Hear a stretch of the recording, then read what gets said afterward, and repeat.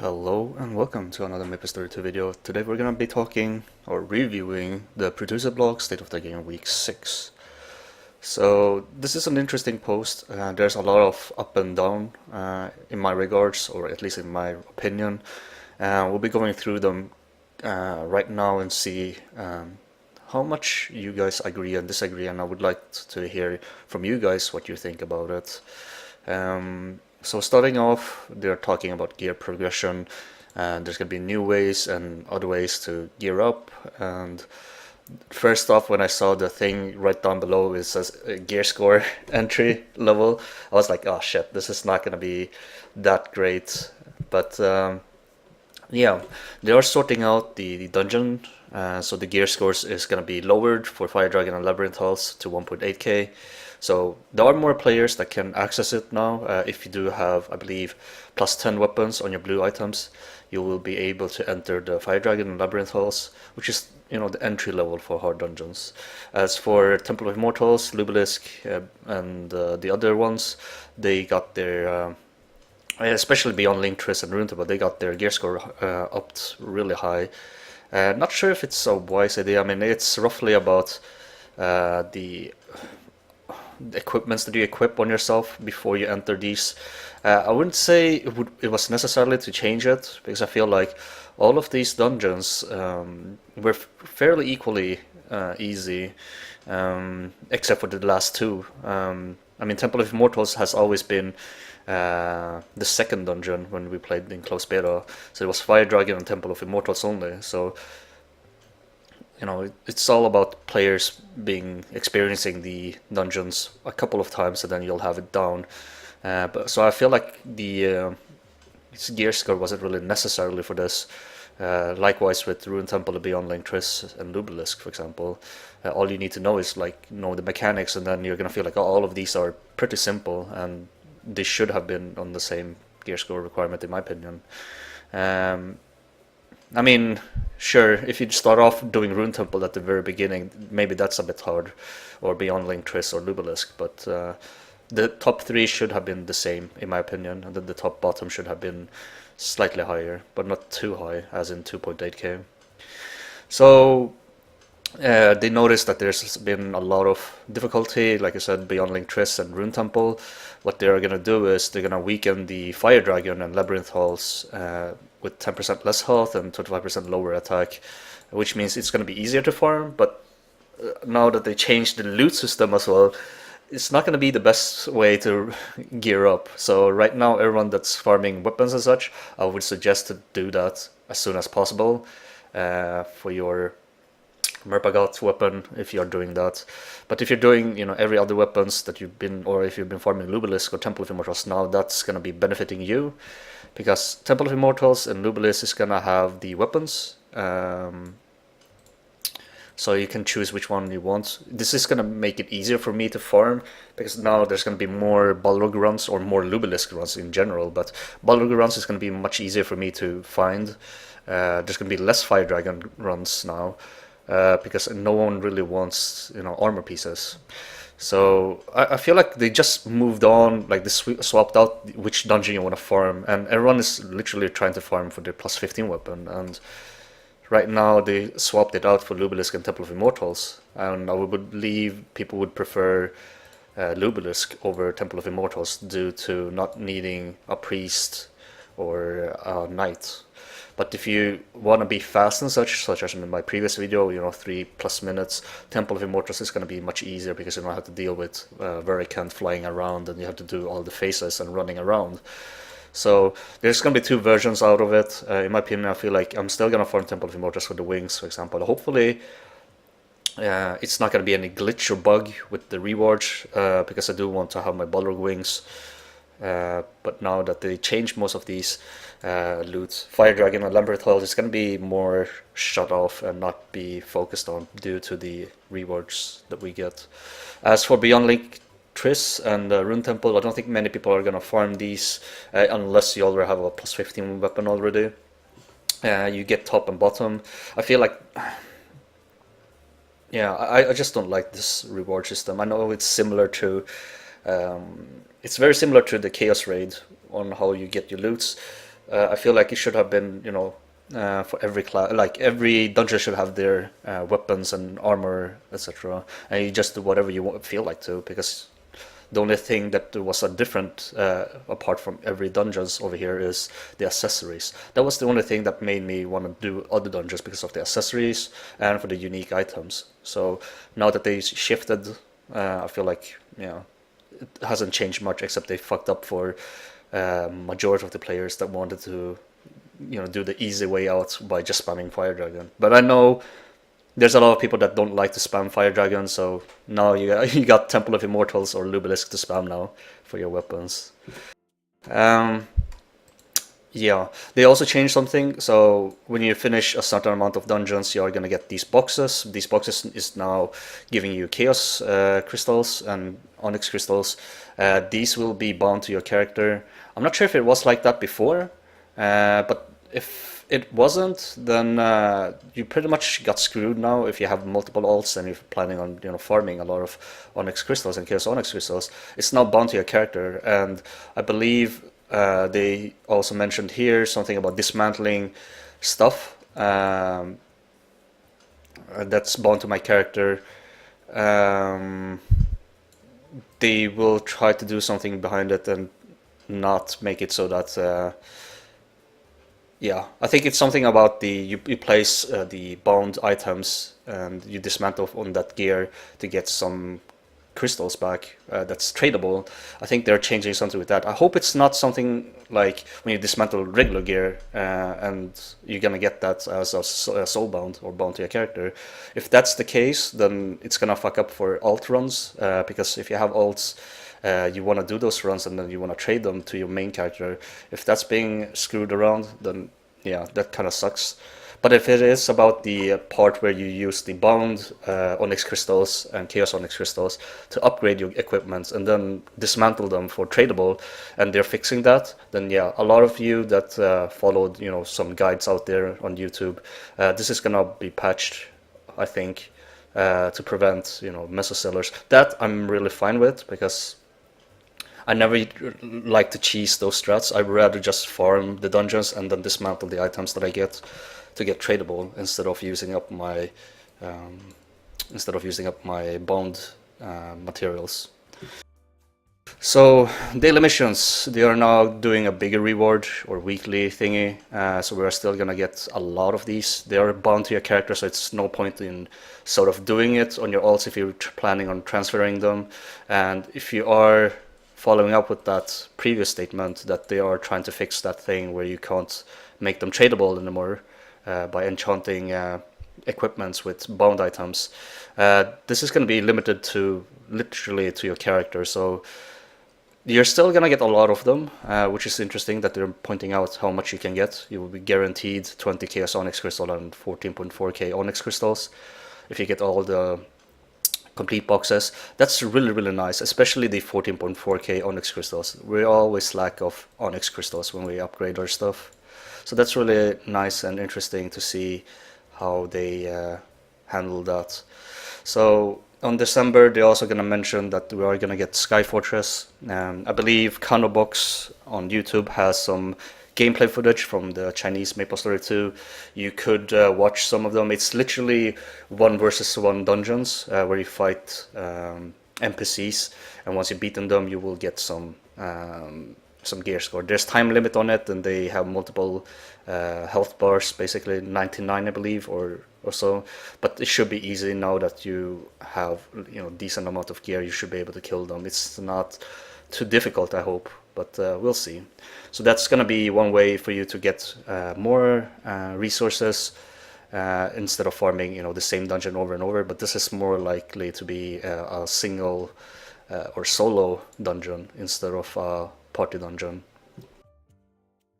So they are talking about Chaos Raid. There's been a lot of talk about Chaos Raid is too hard, or people are selling Chaos Raid, etc. And now they're implementing the normal Chaos Raid instead of the hard Chaos Raid. So the hard Chaos Raid is usually literally the same thing as we had right now.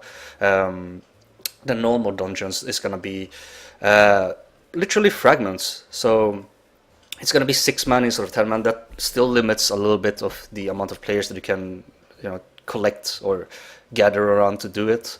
So it's a better way for you to, find people and try to practice, I guess. For the normal one, it's going to be slightly easier.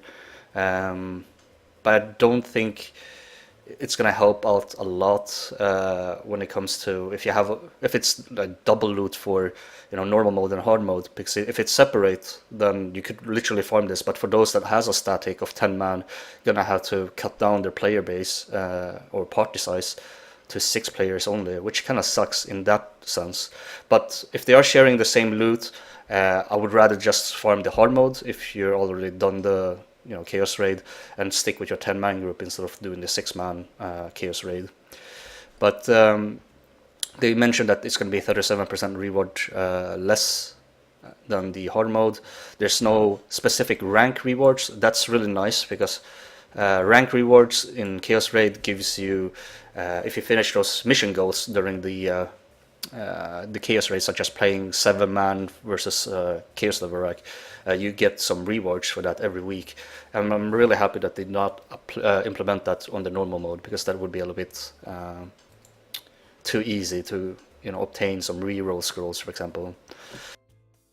But they did mention Clock Tower is not going to have any normal mode, because they want to make one dungeon that's the end game dungeon, I guess, make it the hardest dungeon out of all. So that's really good, because people need to learn the mechanics and get really good, instead of trying to beg for easier version, or people need to just practice a lot. We all spend a lot of time to practice and learn mechanics, so you should do the same thing as others and not take the easy route way to get your things done. So for the normal mode, you notice that there's going to be fragments instead of the equipment. If you do the hard dungeons, you are going to get a random box of your equipment. I feel like fragments might be easier to get. Like, I guess it will turn into a box that's random. If it's not the random, it's a box for your class. I think this is a pretty good way if it doesn't share the loot. But other than that, it's not a big deal. Like, you both get gemstone and gemstone dust boxes. The only difference is that you can get a pet or you get a potion as a reward. I feel like this is like a mocking thing. You just get a potion back. But everyone gets some accessory fragments. Those are epic, but legendary equipments is guaranteed, or a random legendary equipment is guaranteed on the hard one, and normal one only gets the fragments, which is okay for me. So it works like the system in Final Fantasy 14, for example, where you can get those tokens and then you just exchange them. But in their case, they did have loot and token at the same time.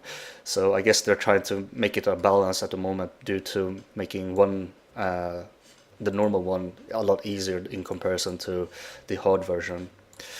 It sounds a little bit weird to call it hard Chaos Raid and normal Chaos Raid. I mean, I thought Chaos Raid in general would be like, the hardest thing you can do.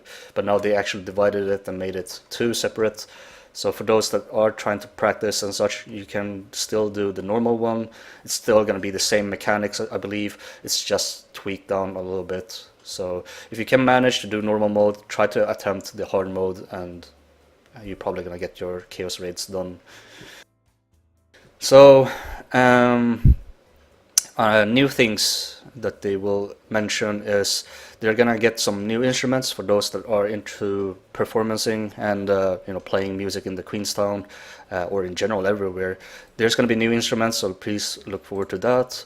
Priest skill is gonna be changed. That's what everyone is looking forward to. It's not gonna target anyone anymore. It's gonna be non-target dash, which is 4.5 fixed distance, which is literally 4.5 blocks away, which is really nice. It's simply like as in the Wizard, I suppose. Hopefully you can travel through the enemy as well, and not get blocked by the target.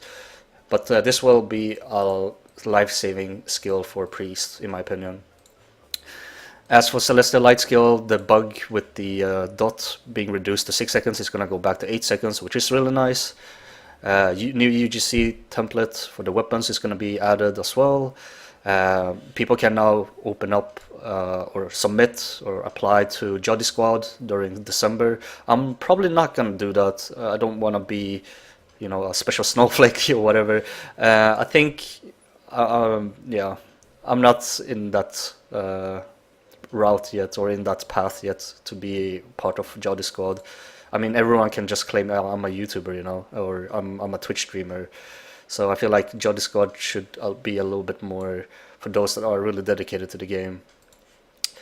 Mesa sellers, it's the same thing. They're mentioning they're banning, etc. I feel like the numbers is just being added up another zero into it. I don't know, but they're doing the work trying to ban, but we still see a lot of bots running around doing dungeons or running and doing quests even. So we'll see. We'll see how things goes. I mean, it is a worldwide, almost worldwide, a global server. So I'm not sure if it's only mentioning for a certain server, because I do see them a lot in EU, for example. Everyone is stacking up on Evansville, for example, and I hope they are having some active people that actually stands there and just sees the players that has weird names and then weird pattern to their movement. Guild change, they are gonna expand the size of guild, so everyone's gonna start off with 60 slots in the guild. That's a lot, considering that at level 7 guild you would have 50 slots. So they are expanding the guild size. We're gonna have up to 8 what is it, 70, 80, 90 and 100. So we're gonna have in total 100 members. Oh fuck, why am I counting when there's already showing here? So you start off with 60, you can expand it up to 100.